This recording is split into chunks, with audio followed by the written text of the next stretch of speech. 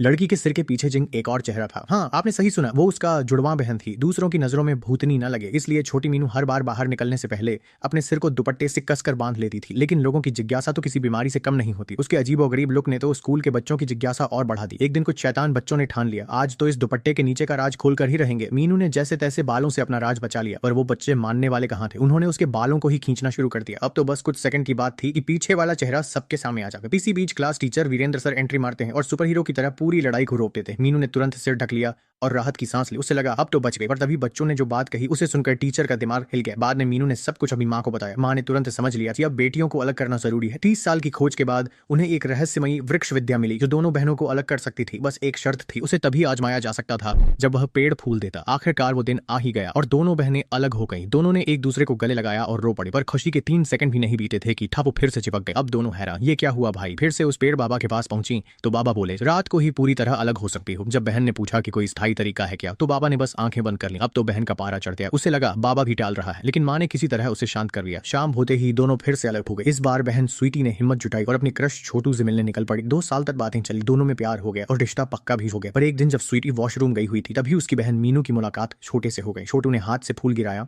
मीनू ने उठाया और तभी स्वीटी वापस आई। बस फिर क्या, तू मेरे बॉयफ्रेंड से फ्लर्ट कर रही है। दोनों में भयंकर झगड़ा। अच्छी बात यह रही कि छोटू ने समझा लिया, गलतफहमी थी डार्लिंग, और फिर से सब नॉर्मल हो गया। आखिर में उन्होंने सचमुच एक स्थायी तरीका ढूंढ लिया और दोनों बहनें हमेशा के लिए अलग हो गई। अब न पीछे चेहरा, न कोई डर, और दोनों ने अब